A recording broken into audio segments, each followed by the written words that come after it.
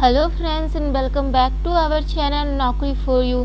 आज हम लोग परफेक्शन आईएएस 90 स्टेप प्लानर के ज्योग्राफी के पार्ट को करने वाले हैं। ये ज्योग्राफी का डे 5 होने वाला है। इससे पहले ज्योग्राफी के 1 to 4 वीडियोस हमारे चैनल पे ऑलरेडी अपलोडेड है। अगर आपने उन्हें नहीं देखा तो आप जाके उन्हें देख सकते हैं। फ्रेंड्स, आपको हमारे चैनल पे परफेक्शन आईएएस 90 स्टेप प्लानर के सारे सब्जेक्ट के वीडियोस मिल जाएंगे। आप उन्हें जाकर देख सकते हैं क्योंकि आने वाली बीपीएससी पीटी के लिए ये बहुत ही यूजफुल है। ओके फ्रेंड्स, एक छोटी सी रिक्वेस्ट है आप लोगों से। आप लोग हमारे वीडियोस को देख तो रहे हैं लेकिन कोई सब्सक्राइब नहीं कर रहे हैं, तो प्लीज़ हमारे मेहनत के लिए हमारे चैनल को सब्सक्राइब कीजिए। साथ ही हमारे वीडियो अगर आपको पसंद आ रहे हैं तो उन्हें लाइक भी कीजिए। आप अपने फ्रेंड्स और स्टडी ग्रुप में भी इन्हें शेयर कर सकते हैं। हमारे एफर्ट्स के लिए इतना तो बनता है। चलिए फ्रेंड्स, शुरू करते हैं आज का बहुत ही इम्पोर्टेंट टॉपिक। तो आज का टॉपिक है भारत में कृषि, पशुधन व सिंचाई एवं बहुउद्देशीय परियोजना। बढ़ते अपने सबसे पहले प्रश्न की तरफ। पहला प्रश्न है, सूची ए को सूची 2 से सुमेलित करें तथा नीचे दिए गए कूट से सही उत्तर का चयन करें। तो करेक्ट आंसर हो जाएगा ए 3 1 2 4। आइए इन्हें मिला लेते हैं। ए का 3, बी का 1, सी का 2 और डी का 4। यानी कि तिलैया बांध बराकर, पंचेत बांध दामोदर नदी, राणा प्रताप सागर बांध चंबल नदी और माता टीला बांध बेतवा नदी। तिलैया बांध बराकर नदी पर, पंचेत बांध दामोदर, राणा प्रताप सागर चंबल नदी और माता टीला बेतवा नदी पर है। प्रथम प्रधानमंत्री जवाहरलाल नेहरू ने बहुउद्देशीय परियोजनाओं को आधुनिक भारत का मंदिर कहा था। दामोदर घाटी परियोजना स्वतंत्र भारत की पहली परियोजना है।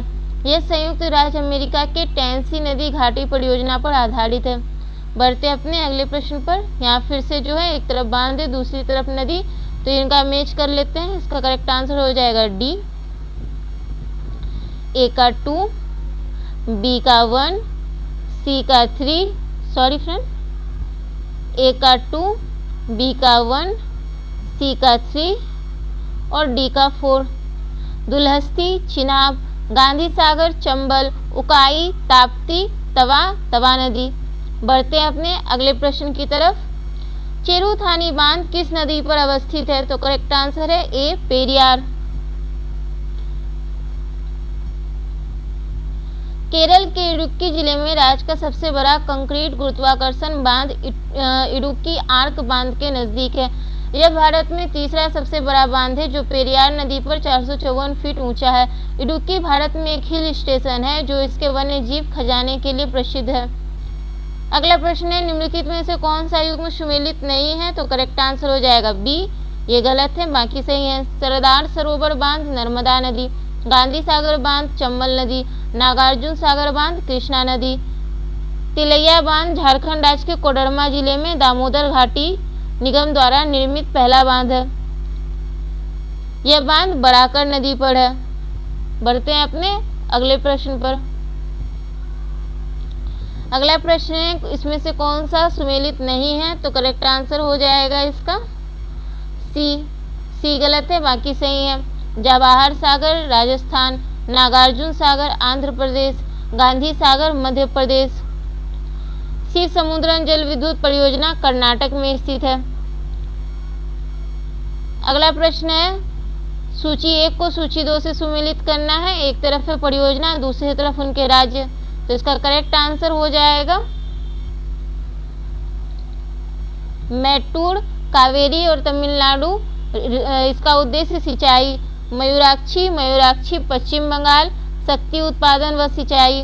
नागार्जुन सागर कृष्णा आंध्र प्रदेश, शक्ति उत्पादन सिंचाई। हीराकुंड महानदी उड़ीसा, शक्ति उत्पादन सिंचाई। इडुक्की पेरियार केरल, जल विद्युत शक्ति। हिरक्कल घाट प्रवाह कर्नाटक, सिंचाई विद्युत शक्ति। बढ़ते हैं अपने अगले प्रश्न पर। एक तरफ है प्रमुख बांध, दूसरी तरफ है राज्य, इन्हें सुमेलित करना है। तो देखते हैं इसके करेक्ट आंसर को। इसका करेक्ट आंसर हो जाएगा चेरुथानी बांध केरल, इंदिरा सागर बांध मध्य प्रदेश, कृष्णराज सागर बांध कर्नाटक, मेट्टूर बांध तमिलनाडु। निम्नलिखित कथनों पर विचार करें, कौन सा कथन सत्य है? तो करेक्ट आंसर हो जाएगा बी केवल एक।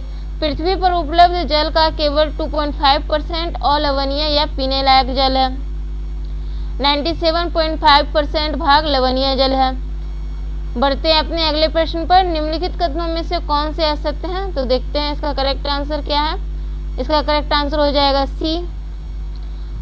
उत्तर पूर्वी क्षेत्रों में भूमिगत जल अधिक मात्रा में पाया जाता है। ये गलत है, बाकी सारे पॉइंट सही हैं।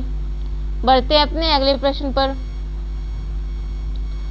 अगला प्रश्न है जल संभर प्रबंधन से संबंधित निम्नलिखित कथनों पर विचार करें।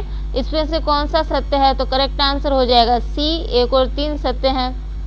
जल संभर का अभिप्राय एक ऐसे क्षेत्र से है जिसका जल निश्चित दिशा में प्रवाहित होता है। इस प्रबंधन के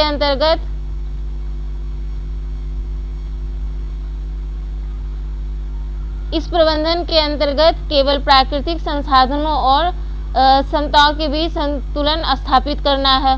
बढ़ते हैं अपने अगले प्रश्न की तरफ। राष्ट्रीय जल मिशन के संदर्भ में निम्नलिखित में से कौन सा कथन असत्य है? तो इसका करेक्ट आंसर हो जाएगा ए। ये गलत है, बाकी सही है। यह मिशन जलवायु परिवर्तन पर राष्ट्रीय कार्य योजना के घटकों में से एक है। जल के उपयोग की दक्षता 20% तक बढ़ाना है। बेसिन आधारित एकीकृत जल भंडारण प्रबंधन को प्रोत्साहित करना है। तो ये तीनों पॉइंट जो है सही है। बढ़ते हैं अपने अगले प्रश्न की तरफ।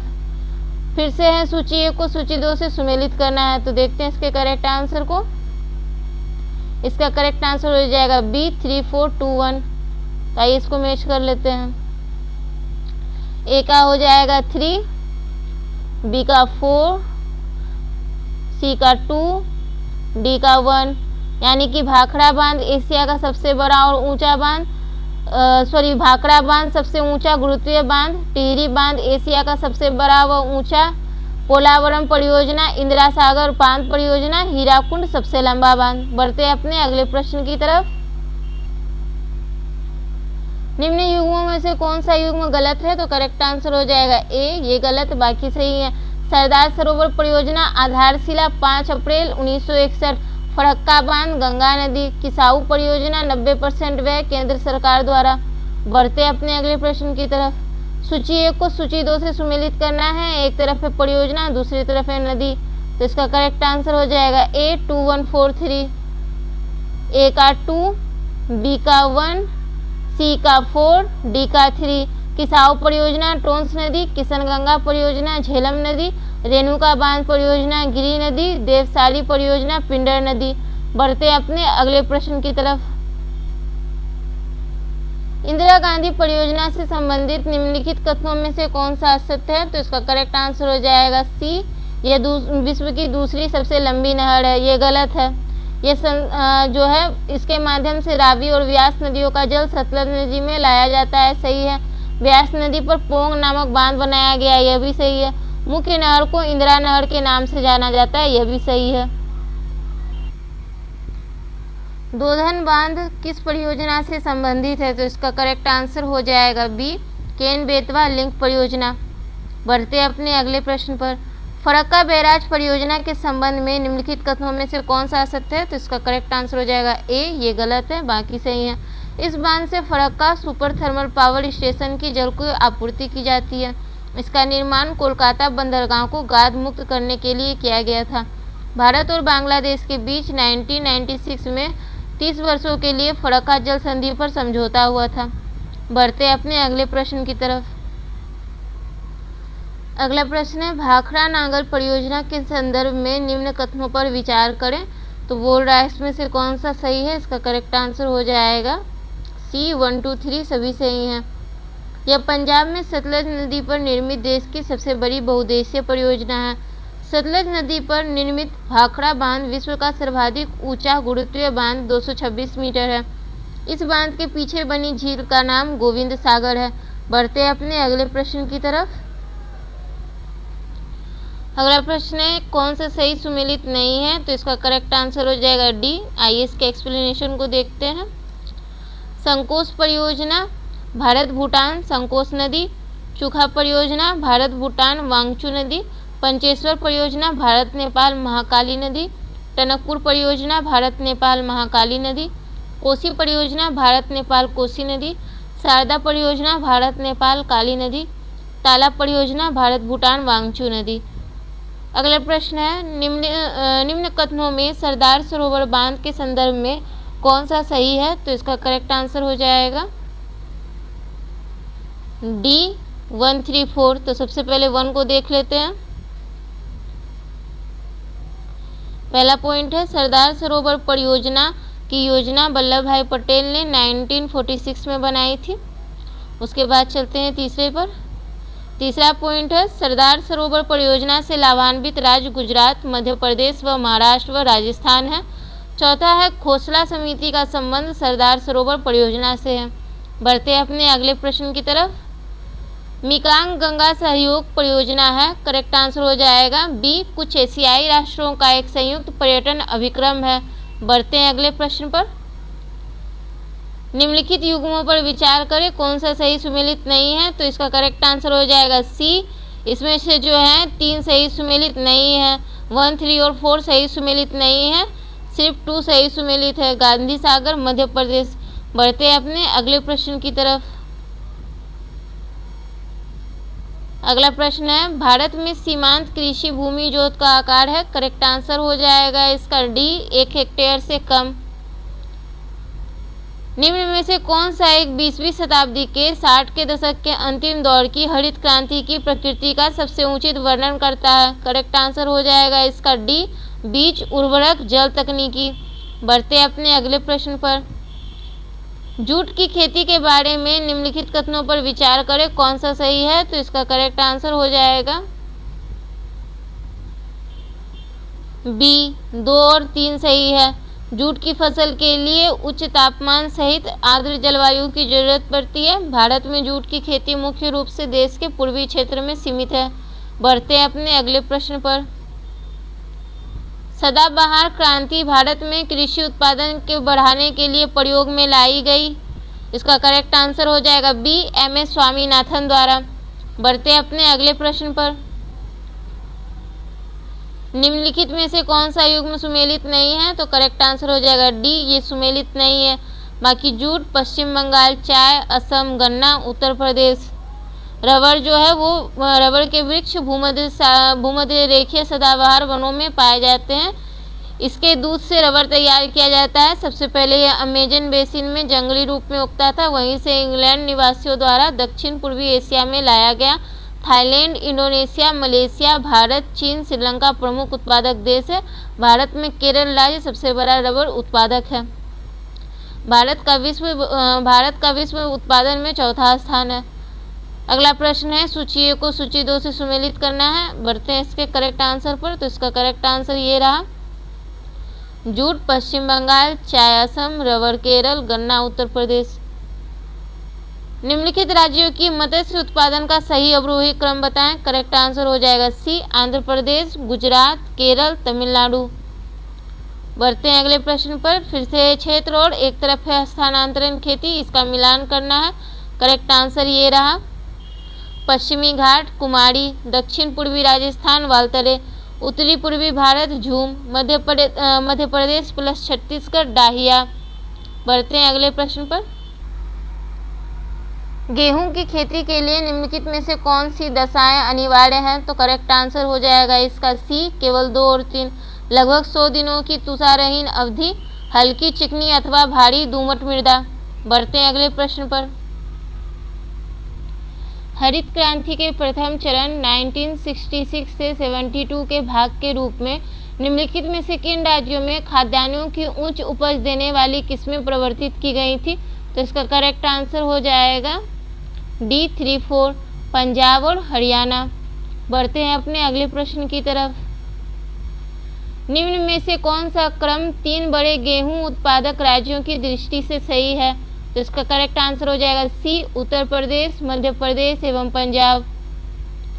भारत में 4 बड़े गेहूं उत्पादक राज्य, उत्तर प्रदेश 32.42%, मध्य प्रदेश 16%, पंजाब 15.65%, हरियाणा 11.42% है। बढ़ते हैं अपने अगले प्रश्न पर। निम्नलिखित में से कौन सा एक वाणिज्यिक कृषि का प्रकार नहीं है? तो करेक्ट आंसर हो जाएगा डी, गहन निर्वाह कृषि। निम्नलिखित में से कौन सी कपास की खेती के लिए एक भौगोलिक आवश्यकता नहीं है? करेक्ट आंसर है डी, कम से कम 100 तुषारहीन दिनों की बढ़वार अवधि। बढ़ते हैं अपने अगले प्रश्न पर। भारत में न्यूनतम समर्थन मूल्य एमएसपी के निर्धारण में निम्नलिखित में से किस कारक पर विचार नहीं किया जाता? तो करेक्ट आंसर हो जाएगा सी, निर्वाह व्यय सूचकांक। अगला प्रश्न है, भारत में भूमि उपयोग स्थिति के विषय में निम्नलिखित कथनों में से कौन सा सही है? इसका करेक्ट आंसर हो जाएगा 2 और 3। गैर कृषि उपयोग के अंतर्गत क्षेत्र के मामले में हाल के वर्षों में भूमि उपयोग में वृद्धि दर सबसे अधिक है। हाल के वर्षों में भूमि उपयोग जैसे कि बंजर और बेकार पड़ी भूमि, चारागाहों के अंतर्गत क्षेत्र और वृक्ष की फसलों में कमी आई है। बढ़ते अपने अगले प्रश्न पर। आपको इन दोनों कथनों का सावधानीपूर्वक परीक्षण करना है। नीचे दिए गए कूट का से सही उत्तर चुनना है। कथन है कि भारत में समुद्री शक्यता को देखते हुए अपतट और गहरे सागर में बहुत कम मछली पकड़ी जाती है। भारतीय तट में अनेकों खाड़ियाँ, उपसागर, ज्वार, नदमुख और पश्च जल का अभाव है। इसका करेक्ट आंसर हो जाएगा ए, दोनों कथन व्यवस्थित सत्य हैं। कथन 2-1 का सही स्पष्टीकरण है। बढ़ते अपने अगले प्रश्न की तरफ। भारत के दक्षिणी मध्य भागों में सामान्यतः तालाब सिंचाई प्रचलित है। इसका क्या कारण हो सकता है? करेक्ट आंसर हो जाएगा डी, 1, 2, 3। अपर्याप्त और गंभीर भौमजल, अप्रवेश्य पृष्ठ अवनमन के साथ चट्टानी पठार, तरंगित भूभाग, गर्त अथवा मानव निर्मित तालाबों में वर्षा जल के संचयन में सहायक होता है। बढ़ते अपने अगले प्रश्न की तरफ। केसर के संबंध में निम्न कथनों पर विचार करें। करेक्ट आंसर हो जाएगा सी, 1 और 2 दोनों सही है। भारत में सबसे अधिक मात्रा कश्मीर घाटी में उत्पादित होती है। विश्व के कुल उत्पादन का ईरान व स्पेन 80% उत्पादन करता है। बढ़ते अपने अगले प्रश्न पर। सूची 1 को सूची 2 से सुमेलित करना है। इसका करेक्ट आंसर ये रहा। सुनहरी बागवानी फलों इत्यादि से, पीली क्रांति तिलहन, भूरी क्रांति उर्वरक, काली क्रांति पेट्रोलियम, हरित क्रांति खाद्यान्न, श्वेत क्रांति दुग्ध, गुलाबी क्रांति मांस, झींगा मछली या प्याज से संबंधित। बढ़ते हैं अपने अगले प्रश्न पर। निम्न कथनों पर विचार करें व कूट का प्रयोग करते हुए सही विकल्प का चयन करें। तो इसका करेक्ट आंसर हो जाएगा बी, 1, 2 और 3 तीनों। भारत में दालों की कमी है परंतु प्रोटीन की नहीं। भारत में दालों का सर्वाधिक उत्पादन मध्य प्रदेश करता है। दलहनी फसलों में हवा से नाइट्रोजन संचित करने की क्षमता होती है। फ्रेंड्स, एक छोटी सी रिक्वेस्ट, अगर आपने अभी तक हमारे वीडियो को देखा है लेकिन लाइक नहीं किया है तो प्लीज़ जल्दी से लाइक कर दें। साथ ही अगर आप हमारे चैनल पे न्यू हैं तो प्लीज़ हमारे चैनल पे सब्सक्राइब कर दें ताकि अगली आने वाली वीडियोस की नोटिफिकेशन आप तक सबसे पहले पहुंच पाए। हमारे एफर्ट्स के लिए इतना तो आप कर ही सकते हैं। बढ़ते हैं अगले प्रश्न पर। निम्न प्रमुख फलों व उनके शीर्ष उत्पादक राज्यों का सही मिलान करें। तो इसका करेक्ट आंसर हो जाएगा ये रहा। अंगूर महाराष्ट्र, आम उत्तर प्रदेश, लीची बिहार, नारियल तमिलनाडु। एक तरफ फल है, उसके दूसरे तरफ शीर्ष उत्पादन राज्य हैं तो इन्हें भी देख लेते हैं। केला का सबसे ज़्यादा उत्पादन उत्तर प्रदेश, अमरूद मध्य प्रदेश, अंगूर महाराष्ट्र, सेब जम्मू कश्मीर, संतरा महाराष्ट्र, पपीता गुजरात, नारियल तमिलनाडु, नाशपाती उत्तराखंड, अनानास पश्चिम बंगाल। बढ़ते हैं अपने अगले प्रश्न पर।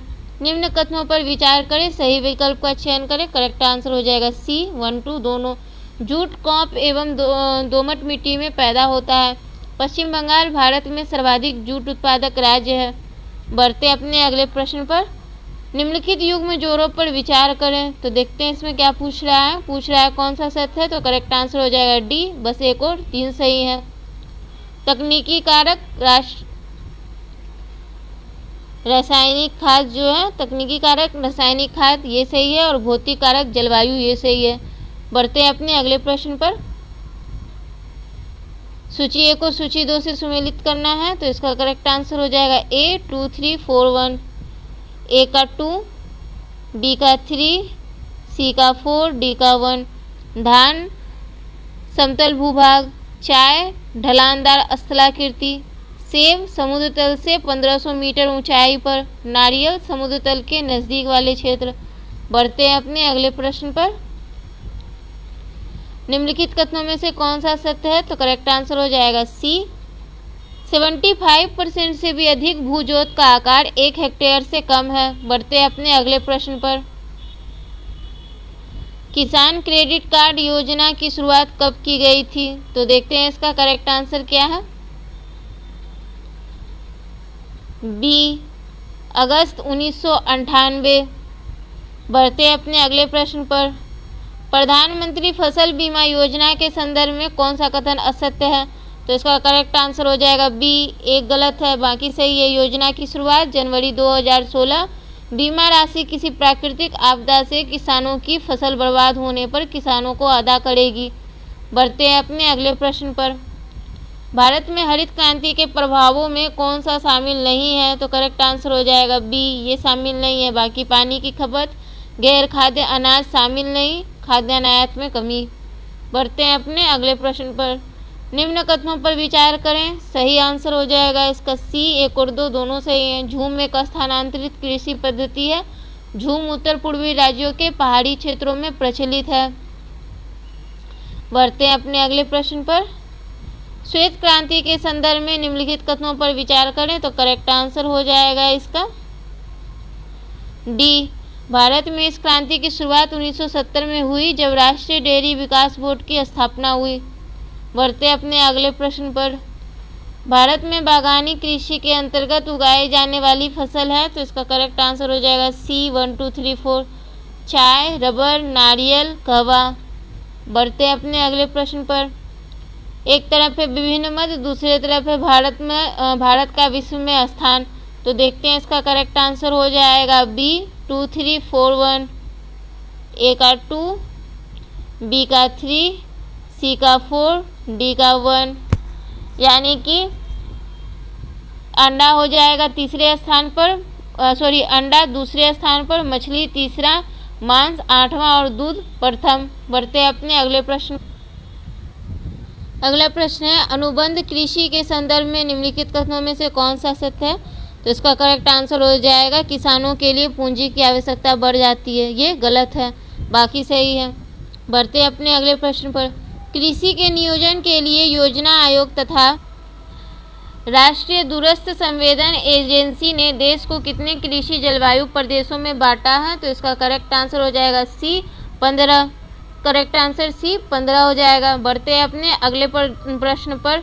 निम्नलिखित युग्म में जोड़ों में कौन सा गलत है? तो इसका करेक्ट आंसर हो जाएगा सी, सतलज यमुना मैदान कृषि की सघनता देश भर में सबसे कम। ये गलत है, बाकी सारे पॉइंट सही हैं। बढ़ते अपने अगले प्रश्न पर।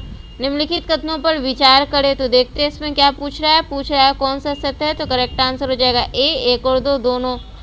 मध्य गंगा मैदान क्षेत्र की औसत वार्षिक वर्षा 100 सेंटीमीटर से 150 सेंटीमीटर के बीच होती है। पूर्वी तटीय मैदान का विस्तार ओडिशा, आंध्र प्रदेश के कोरोमंडल तथा उत्तरी सरकार तट में है। बढ़ते हैं अपने अगले प्रश्न पर। अगला प्रश्न है, निम्न कथनों पर विचार करें और सही कूट का चयन करें। करेक्ट आंसर हो जाएगा बी, केवल एक सही है। भारत में 20 कृषि पारिस्थितिकी क्षेत्र हैं। बढ़ते हैं अपने अगले प्रश्न की तरफ। निम्न कथन पर विचार करें, सही कथन का चयन करें। करेक्ट आंसर हो जाएगा इसका बी, केवल 2। इसका करेक्ट आंसर है बी, केवल 2। खाद्यान्नों के सुरक्षित भंडारों की सापेक्षिक आर्द्रता 14% होनी चाहिए। बढ़ते हैं अपने अगले प्रश्न पर। भारतीय कृषि में निम्न उत्पादकता का कारण क्या है? तो इसका करेक्ट आंसर हो जाएगा सी, जनसंख्या दबाव, प्रच्छन्न बेरोजगारी, भूजोत का छोटा आकार। अगला प्रश्न है, हरित खेती में शामिल है। तो इसका करेक्ट आंसर हो जाएगा ए, कीट प्रबंधन, पोषक पदार्थ आपूर्ति, प्राकृतिक संसाधन प्रबंधन, तीनों। बढ़ते हैं अगले प्रश्न पर। टिलेज पद्धति के संबंध में दिए गए कथनों पर विचार कीजिए। करेक्ट आंसर हो जाएगा सी, बिना जुताई सालों तक खेती की जा सकती है। जीबी पंत कृषि विश्वविद्यालय द्वारा भारत में शुरुआत हुई, दोनों। बढ़ते हैं अगले प्रश्न पर। निम्न कथनों पर विचार करें, सही कथन चुनें। इसका करेक्ट आंसर हो जाएगा सी, कॉफ़ी के पौधे को उष्ण आर्द्र जलवायु की आवश्यकता होती है। कॉफ़ी का प्रबंधन बीजों के द्वारा होता है, दोनों। बढ़ते हैं अपने अगले प्रश्न पर। निम्न कथनों पर विचार करें और सही विकल्प का चयन करें। लेकिन इसमें पूछ रहा है उपरोक्त में से कौन सा असत्य है, तो इसका करेक्ट आंसर हो जाएगा सी। 2 और 3 गलत हैं, 1 सही है। गन्ना उत्पादन में भारत विश्व में ब्राजील के बाद दूसरे स्थान पर है। बढ़ते हैं अपने अगले प्रश्न पर। भारत के संदर्भ में निम्नलिखित में से किस या किन पद्धतियों को पारितंत्र अनुकूली कृषि माना जाता है, तो इसका करेक्ट आंसर हो जाएगा डी, ये सभी। फसल विविधीकरण, सिंब आदि के टेंसियोमीटर का प्रयोग, ऊर्ध्वाधर कृषि। बढ़ते हैं अगले प्रश्न पर। अगला प्रश्न है निम्नलिखित कथनों पर विचार करें, कौन सा सही है, तो करेक्ट आंसर हो जाएगा सी, तीनों सही हैं। भारत में ज्वार के उत्पादन के अंतर्गत सर्वाधिक एकड़ क्षेत्र महाराष्ट्र में है। भारत में मूंगफली का सबसे बड़ा उत्पादक गुजरात है। भारत में कृषि व्यर्थ भूमि का बृहत्तम क्षेत्र राजस्थान में है। फ्रेंड्स प्लीज़ वीडियो को लाइक किए बिना ना जाइएगा। बढ़ते हैं अपने अगले प्रश्न की तरफ और ये रहा आज का अंतिम प्रश्न। निम्नलिखित कथनों पर विचार करें और उपयुक्त में से कितने कथन सही हैं, तो इसका करेक्ट आंसर हो जाएगा बी, केवल 2 सही हैं। इसमें से 1 और 2 सही हैं। चीन की तुलना में भारत के पास अधिक कृषि योग्य क्षेत्र है। चीन की तुलना में भारत में सिंचित क्षेत्र का अनुपात अधिक है। इसके एक्सप्लेनेशन को देखते हैं। चीन की तुलना में भारत के पास अधिक कृषि योग्य क्षेत्र है। कृषि योग्य क्षेत्र के मामले में भारत 15.97 करोड़ हेक्टेयर, विश्व में अमेरिका 17.44 करोड़ हेक्टेयर के बाद दूसरे स्थान पर है, जबकि चीन में कृषि योग्य क्षेत्र महज 10.3 करोड़ हेक्टेयर है। यद्यपि भौगोलिक क्षेत्रफल की दृष्टि से चीन भारत से लगभग 3 गुना है, किंतु वहां पर कृषि योग्य भूमि भारत की तुलना में कम पाई जाती है। चीन की तुलना में भारत में सिंचित क्षेत्र का अनुपात अधिक है। सिंचित क्षेत्र का अनुपात भारत में लगभग 48% है और चीन में 40-41% है, परंतु चीन की तुलना में भारत प्रति हेक्टेयर उत्पादन भारत से कम है। ओके फ्रेंड्स, तो आज का हमारा ये ज्योग्राफी का डे यहीं पे कंप्लीट होता है। अगर आपको हमारी वीडियो पसंद आई हो, अगर आपको हमारे मेहनत पसंद आए हो, तो प्लीज़ हमारे वीडियो को लाइक कीजिएगा। आप कमेंट करके बता भी सकते हैं आपको और भी कौन से टॉपिक से रिलेटेड वीडियोस चाहिए। और फ्रेंड्स, अगर आप हमारे चैनल पे न्यू हैं या आपने अभी तक हमारे चैनल को सब्सक्राइब नहीं कर रखा, तो प्लीज़ सब्सक्राइब कर दें और हमारा छोटा सा टारगेट है 1K सब्सक्राइबर का, उसे अचीव करने में हमारी हेल्प करें। Okay friends, thank you for watching our video. Subscribe our channel Naukri for you. Thank you so much. जय हिंद, बाय।